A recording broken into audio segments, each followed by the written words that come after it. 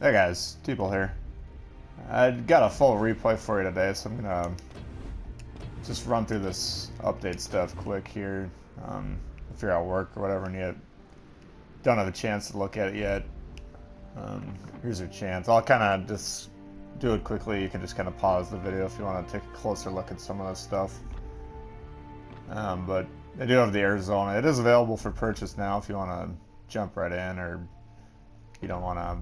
You want the ship, but you don't want to get involved with the campaign. The campaign stuff is posted. Here just looks like, I don't know if these are daily missions, and then, yeah, it must be daily missions, and then these are kind of weekly ones. So you can see these like 75, 75, 50, 25. Those are the points you need for this. I unlocked, I'm sorry, I shouldn't have unlocked this first. About half of these, I'd say the ones, alright, you see the ones that are like this one, the ones that have this like bluish gray color background, those are free rewards. The ones that are darker, those are the ones that you need to buy that Admiralty backing for. So I'm just going to scroll through this quick. Again, you can pause if you want to look at it. What pops up to me is there's nothing really besides, I mean, these ones are obvious. The promotion orders, premium times are obviously nice. These ones, insignias, this is kind of like the main thing you're looking for. There's no ships or commanders. I mean, there was a commander crate for the first, right off the bat. I got one, and luckily I got a new commander in it.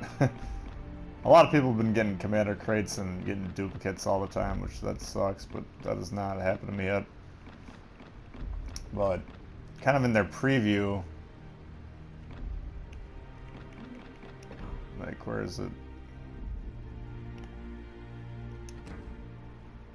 Oh yeah, about campaigns. Like right here, this is the one on the right was that picture I was talking about where it looked like they had a commander and a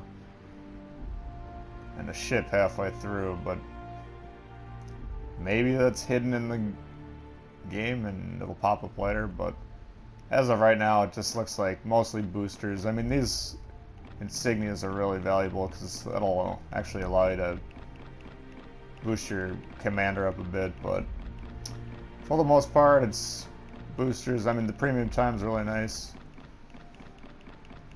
So as it looks to me, like if you're buying the Admiralty backing, you're just essentially getting the ship with a bunch of boosters and stuff like that. And then it has been pointed out, but if you're not aware, I think they announced initially within a week, possibly within 2 weeks, they're going to do some sort of mission in game where you can earn 2,500 credits. So if you want to hold off on getting the balloon, or not credits, doubloons, sorry. If you want to hold off on getting doubloons till then and just progress through the campaign as normal, then if you complete that mission, you'll get the doubloons, and then you can activate the Admiralty backing, and that'll unlock all these things that you would have earned already. So if you want to do this completely free, that's fine. If I already had the doubloons, so I just went ahead and unlocked it, but had I not, I would have just started the campaign, and then for this first one, they're going to give you a chance to kind of play the campaign for free. So that's nice. That'll give you a good feel for how the campaigns work. So, alright, we're going to jump into the game now. Alright, in this video, we're going to focus on kind of close quarter combat with destroyers. It's a Gremyashchy match in the map Neighbors. Just a standard battle mode. So I think a lot of my destroyer replays have been domination mode games where you kind of want to jump right out and jump on a cap here, but I like to make this play if it's a normal game, or a capture the base game, whatever it's called. Just kind of sail out there, look for a ship that's coming towards you, get some torpedoes in the water coming towards, in their direction, and then turn around right away before they enter your blue detection circle.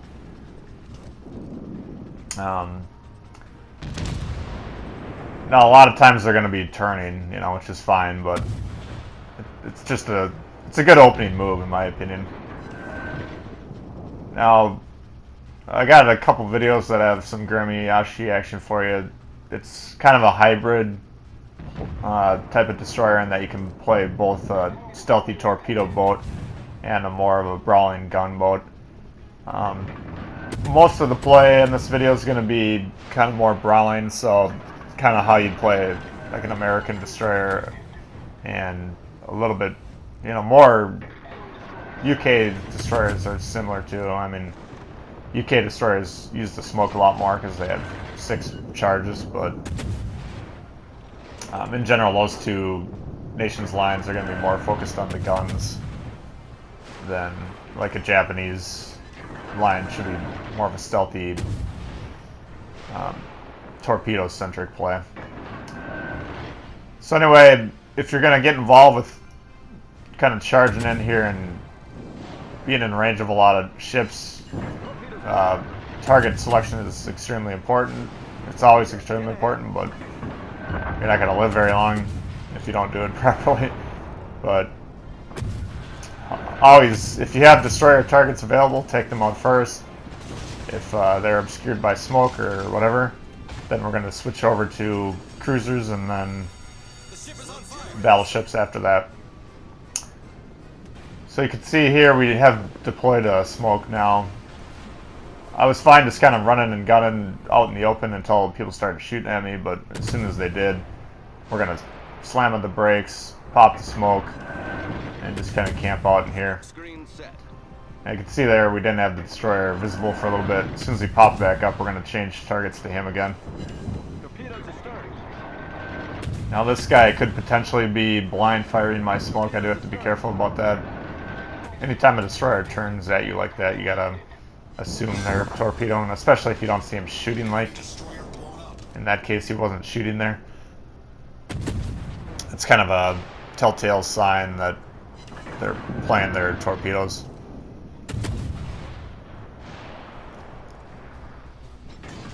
Now it's important, you'll see a lot of switching to the ammo back and forth here, but if you get in these close quarter destroyer battles and you have broadside cruisers, if you could remember to switch over to your AP, you'll see I think a couple instances here where we get some pretty good damage using our AP shells. It's going to depend on your ship. The heavier the shell, the lower the trajectory shot, which makes it better for hitting citadels. Now the Soviet shells seem to me to be quite heavy, so you get good trajectory like this.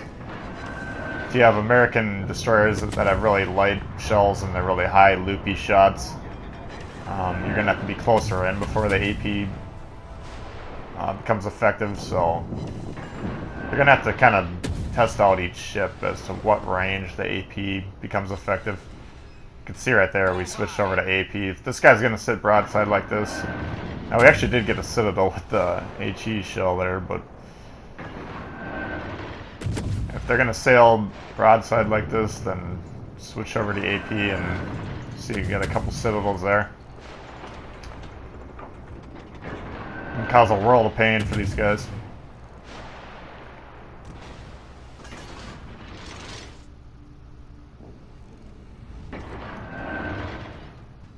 Now we're just going to trying to take a passing shot at that battleship that was just sitting there, but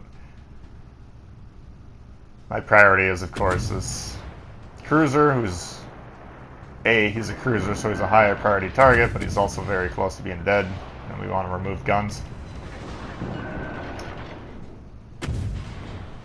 Now you'll notice in this replay, if you're paying close attention, the Gremyashchy has really slow turret traverse, and there's a couple spots in this where I'm trying to get the turrets to catch up. That guy we got on fire, he did pop a smoke and disappeared, but I knew he already burned his damage repair kit, or damage control party, so I was content with letting him die on his own there. And now we got 2 destroyers here, which are extremely important to take out.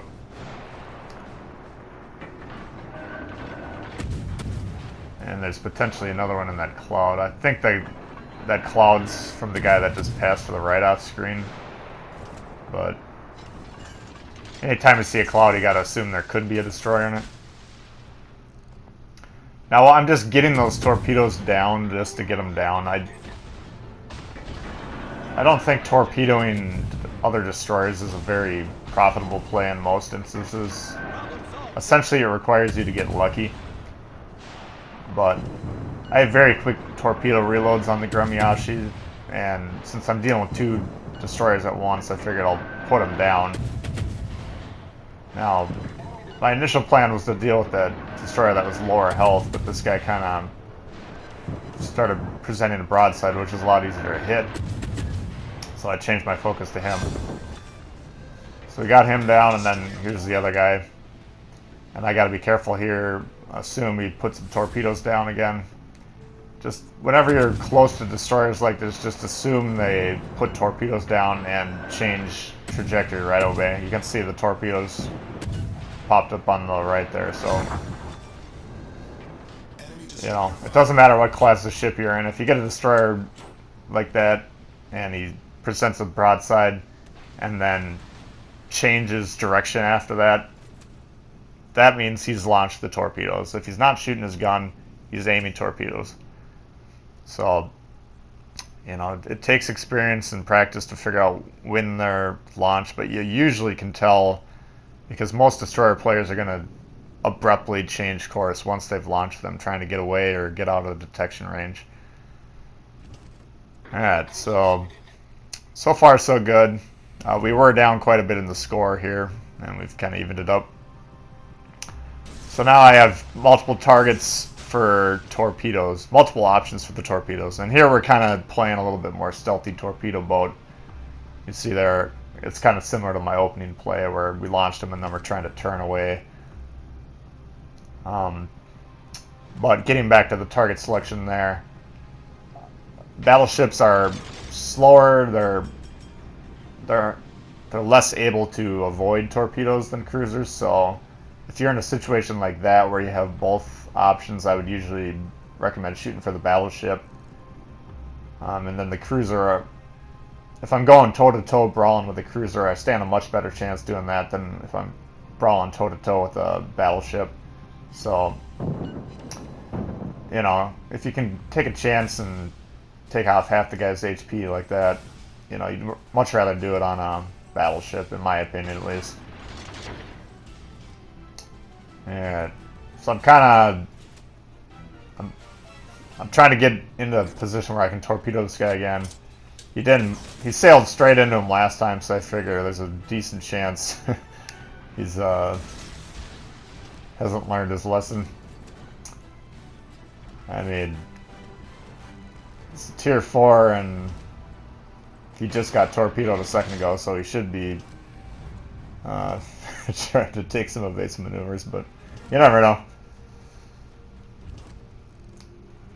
So I got those guys in there. I'm trying to catch up to this cruiser here to take him out with my guns is what I'm thinking, but I'm kind of sailing into a crossfire here, which is a very potentially precarious situation, so you do have to be careful when you're doing that.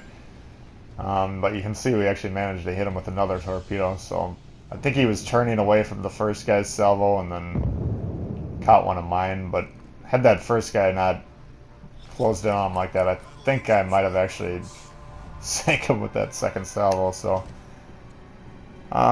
just another example, guys. If you're seeing destroyers by you, don't sail straight forward. It's not a good plan. But this game, and again, you see I got AP switched here, and that's because of I saw him sailing broadside. You can check both your map and visually to see when they're sailing broadside. But the point I was going to make was this game is a testament to the fact that our team did a good job of target selection. We killed the destroyers first, cruisers second, battleships. You know, that's my target priority all the time. Their team did not do that. And here, this is a nice play, I thought. That's what I was hoping to do. Just kind of get those torpedoes in the water. You know, it's a very risky play because I'm, again, in between two ships. And you can see the very slow turret traverse here. But, and again, the AP is close. I mean, we're going to just rack up these citadels and cause a lot of damage to this guy. So, I ended up with 6 kills on this game. But, fortunately, I got in a situation where he got me with the torpedoes. But I keep interrupting my own point. I mean, had that enemy team targeted me properly, this would never have happened. I would never have killed 2/3 of their team.